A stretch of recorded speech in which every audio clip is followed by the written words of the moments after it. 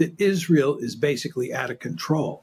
I think when you marry this with what happened with regard to the bombing of the humanitarian food aid convoy in Gaza, you see that there are really no limits to what the Israelis will do.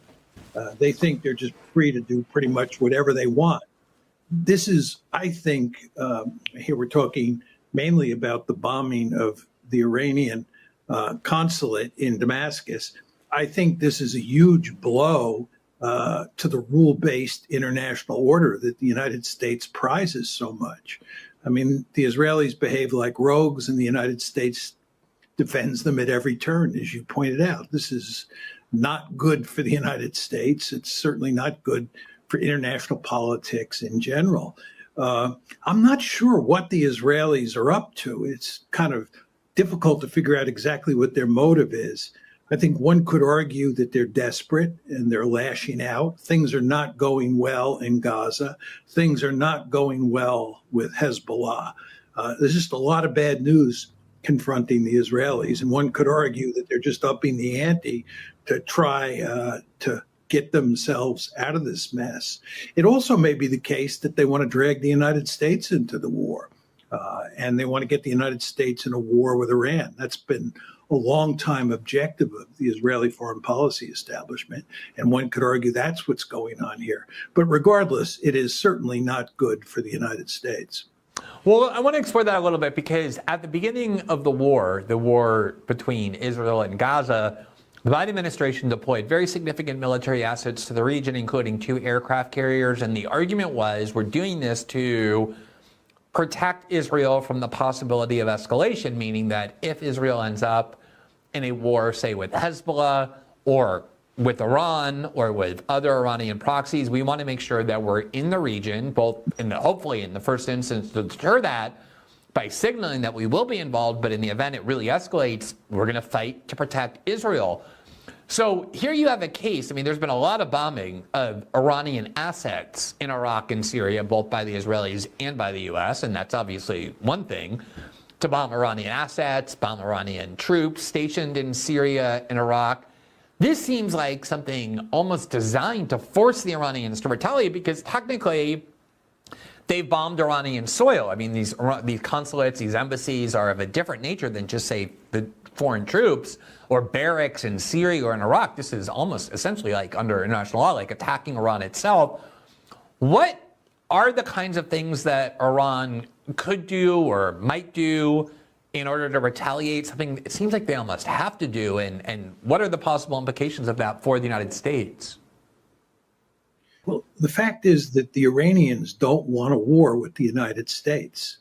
They've been trying to avoid a war with the United States. They've gone to great lengths to communicate to us that they don't want a war. And of course, we don't want a war with them either. When we first put those 2 aircraft carriers and the other naval ships into the Mediterranean Sea, it was not so much to protect Israel. I mean, there was some of that at play, but it was mainly to make sure that the war didn't escalate and we didn't get dragged in. We don't want to get dragged into any wars in the Middle East. We're already fighting the Houthis. That's bad enough. But we don't want a war against Hezbollah, and we certainly don't want a war against Iran. And I think what's going on here, as I alluded to before, is I think the Israelis would like to get us into a war with Iran. And I don't think the Israelis would mind it at all if they got into a war with Hezbollah. And in fact, in the early months of the war, there was lots of evidence, at least in the newspapers, that the United States was telling the Israelis that they could not start a war with Hezbollah because there was evidence the Israelis actually wanted to go to war with Hezbollah. They wanted to deal with that problem militarily. As you well know, the Israelis believe in big stick diplomacy. They believe that they can beat other groups or other countries over the head with a big stick and get their way. It hardly ever works, but that's their sort of modus operandi. And I think they wanted to pick a fight for a number of months there with Hezbollah, not only to punish Hezbollah, but I think they also saw as an opportunity to do ethnic cleansing on the West Bank. I think the Israeli view deep down is that the bigger the war is, the greater the opportunity for ethnic cleansing, not just in Gaza, but in the West Bank as well. And as you know, that's their ultimate objective, to cleanse the Palestinians out of both of those two pieces of real estate. When the war began, there was an essay by Naftali Bennett, who was briefly the Israeli prime minister before Netanyahu came back, has been regarded as a kind of extremist in Israeli politics, though I guess that concept shifts frequently. I'm not even sure if Naftali Bennett is really an extremist any longer in the specter of mainstream Israeli politics. But nonetheless, in The Economist, what he said was, look, the real motive we have in what we're about to do in Gaza, and I remember being very disturbed by this because I believed it, is not to get rid of Hamas. Like, not really sure we can do that. How are you really going to ever get rid of Hamas? Kind of like getting rid of the Taliban. What we really need to do is show the world and show our enemies in the region once and for all that we are unconstrained, that they need to fear us, he said, for generations by what they're about to see that we are willing to do, meaning that we can't be constrained anymore by international law or by Western concepts of how 21st century's wars need to be fought. He said we need to put fear into the hearts of everyone in the region for generations so that even though they hate us so much, they'll be deterred from ever messing with us because they know what we're willing to do to them. There were obviously debates about what is the Israeli motive. Other Israeli officials were saying different things about the motive of the war. It seems to me that there's evidence over the last week with these out-of-control events, as you put it, that does seem to be at least part of the Israeli motive. And I realize it's always a little speculative to talk about motives, but do you think that's part of what the Israelis are trying to do as well, in addition to arguably expand the war, drag the U.S. in, and those other motives you mentioned? Well, the thing is, Glenn, that's a long-standing strategy among Israeli policymakers. It goes back to Zeev Jabotinsky, who was one of the original Zionists and who died well before the state was created. And he invented this concept of the Iron Wall. And what you basically just did was describe the Iron Wall. And the basic idea, to sum it up very simply, is that you beat the Palestinians into submission. You beat them up so badly that they throw their hands up and they quit. And this is what the Israelis have tried to do for decades. And as we found out on October 7th, and before that with the Second Intifada, and before that with the First Intifada, it doesn't work. The Palestinians want some form of self-determination, and the Israelis can't beat that out of them. But nevertheless, they continue to try. I would argue, however, that I think in the case of Gaza, there was a lot of this iron wall mentality at play. But I think their ultimate objective from the start was to ethnically cleanse Gaza. And I would bet a lot of money that they're deeply disappointed that they have failed so far in that enterprise. Yeah, I mean, there were, and that's why I say, like, there's usually with motives, people still debate, why did the United States go to invade Iraq? What was the motive? Was it oil? Was it Israel? Was it some genuine panic? It's hard to debate motives when you're talking about a big country governed by multiple factions because the motive might be mixed.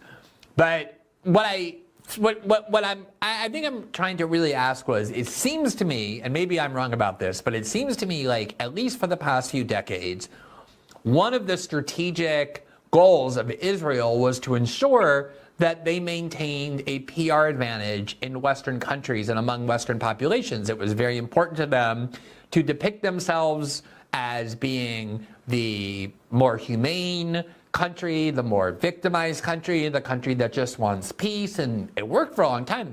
In most Western countries, the populations did empathize more with Israel than, say, with the Palestinians or with other countries that are viewed as enemies of Israel. It seems to me now like the Israelis are completely unconcerned about how they're perceived in the West, because the kinds of things they're doing so openly are almost designed to make Western populations enraged, like killing British and Norwegian and American aid workers with an attack on a convoy like this. Am I exaggerating the shift in Israeli perception, or do you think that has changed where the Israelis don't really care as much as they once did about how they're perceived in the West? No, I agree with you, Glenn. And I think the key date here is October 7th. If you think about how Israel related to the Palestinians, especially the Palestinians in Gaza, before October 7th, they basically treated the place as a giant open air prison. And what they were concerned with was managing the problem. And what they wanted to do was make sure that the Palestinians remained locked up inside Gaza, did not have too much food. And then every few years, they would do what they call mow the lawn. They go in there and they bomb a portion of Gaza, kill a good number of Palestinians, destroy a good number of buildings, and make it clear to the Gazans that they were in charge and that they were managing the problem. And you also remember, Glenn, that Netanyahu was actually working with Hamas at the time. Netanyahu was satisfied that Hamas was in control because Hamas was not interested in a two-state solution, which is exactly what the Israelis wanted to avoid. The bad guys, from Netanyahu's point of view, were the Palestinian Authority in the West Bank, because Mahmoud Abbas, who heads up the Palestinian Authority, is in favor of a two-state solution. So Netanyahu wanted to keep Hamas alive and well in Gaza so that there was no movement on the Palestinian side towards a two-state solution. So in effect, the Israelis were managing the problem quite successfully up to October 7th, especially when you throw in your discussion of how they were able to manipulate public opinion. The Israelis were able to manipulate public opinion in the West. But then October 7th happened. All hell broke loose. And the problem that the Israelis have is they don't have a solution for solving the problem that's in front of them. And what they're doing is escalating and doing more and more wild and crazy things, which is getting them into more and more trouble with the West, including the Biden administration. But at the same time, they're not solving the problems they face.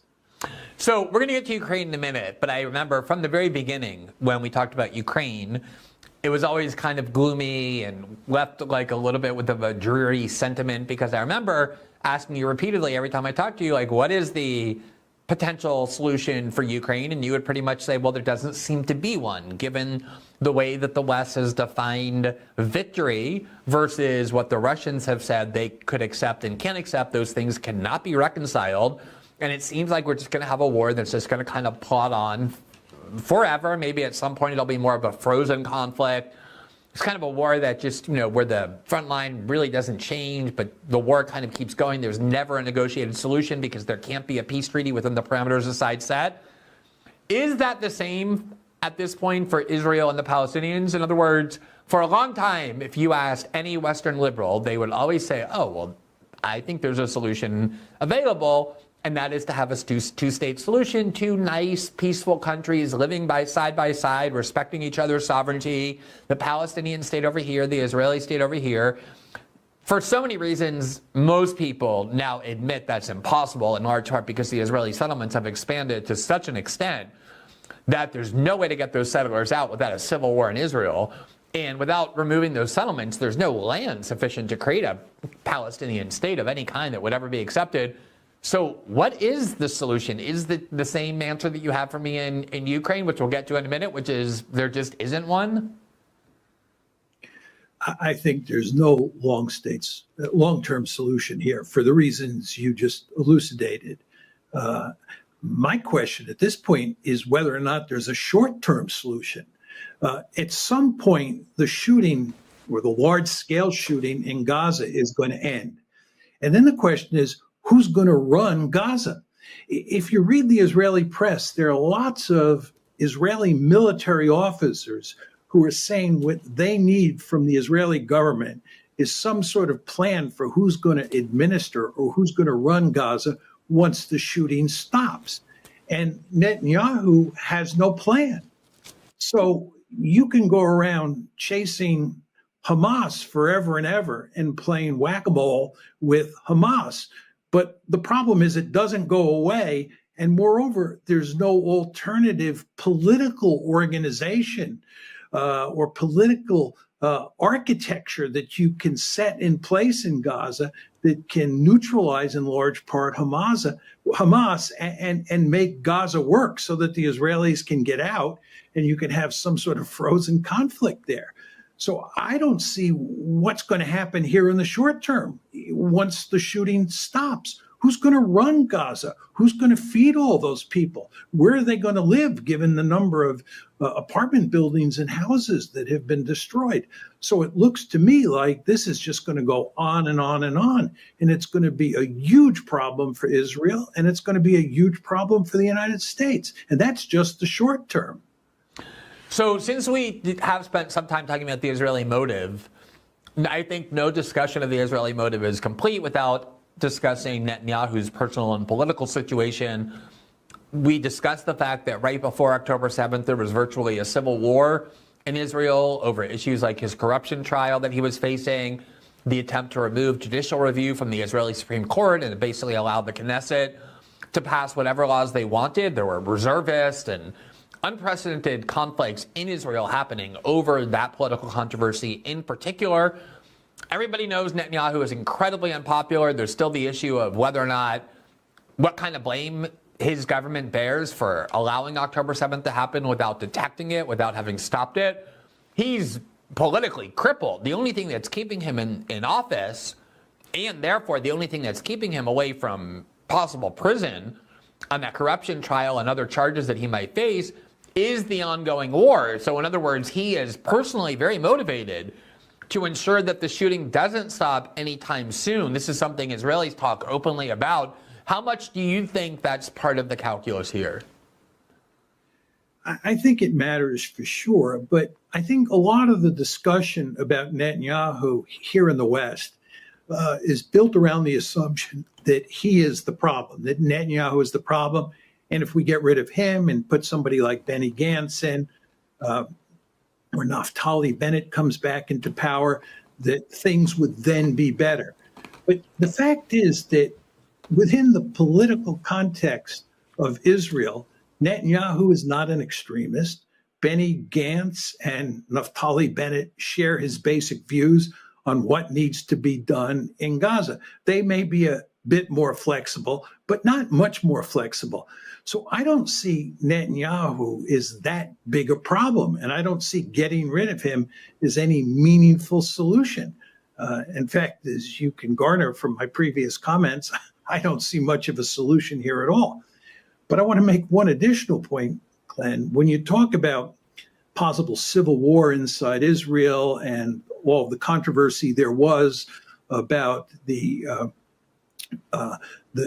rule regarding the judiciary or the Supreme Court in Israel before October 7th, where it did appear that Israel was on the verge of a civil war.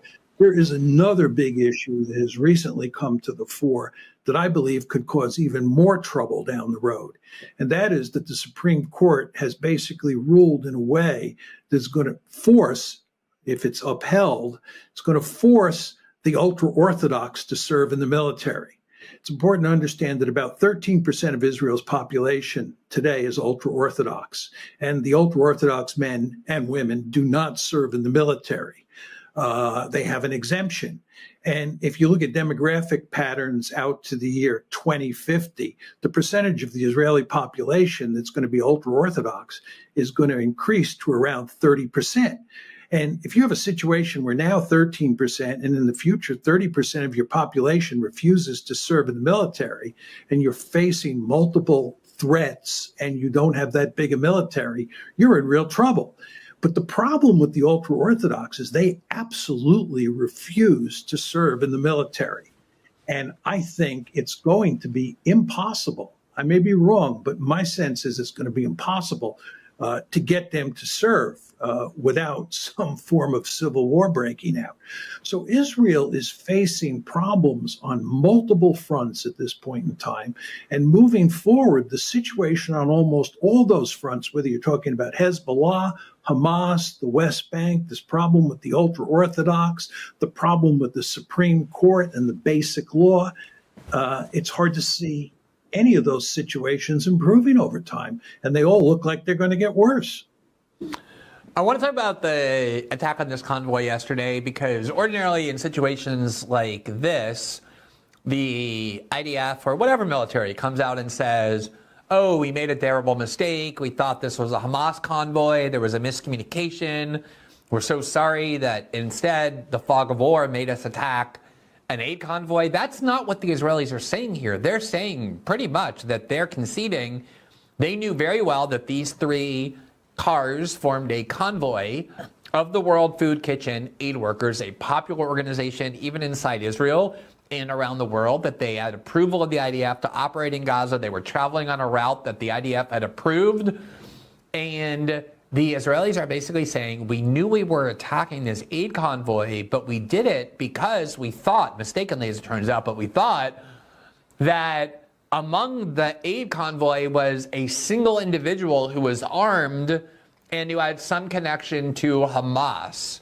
Now, I don't know, it seems to me like this kind of a rationale, like we decided to wipe out an entire convoy of aid workers because we thought that among them was one armed Hamas member, is the kind of rationale that's so flagrantly unacceptable, even in a war zone, that it's kind of shocking to hear the Israeli government using that as its story, as its excuse, especially given that citizens of the West, not just Palestinians, were killed. What do you make of that event and that justification? Well, the Israelis basically treat Gaza as a free fire zone, which is that anything that moves inside of Gaza is a target that they are free to attack. And they basically believe that they can get away with it. Yes, there will be a lot of criticism from the usual circles, but in the end, the Americans will protect them because the Americans always protect them. And before, when you were talking about the American response to this event, I think everything you said, Glenn, supports the basic point I'm making, that the Americans will not punish them. And if anything, the Americans will protect them. And this is hardly surprising for anybody who knows anything about Israeli history. Just go back to 1967 when the Israelis attacked the Liberty, an American ship that was in the Eastern Mediterranean. It's quite clear that the Israelis knew that they were killing Americans, and they nevertheless did it. And there was no punishment for them. And Lyndon Johnson, who was president at the time, protected the Israelis at every turn. And there has never been any official investigation of what happened that settled this issue of the Liberty in any meaningful way. And this particular issue that now just took place in Gaza with the humanitarian aid convoy bears marked resemblance to what happened to the Liberty. And there are other examples as well, including the case a few years ago when Rachel Corrie, who was an American aid worker, was run over by a bulldozer in Israel. She was blatantly killed at the time, and the American government did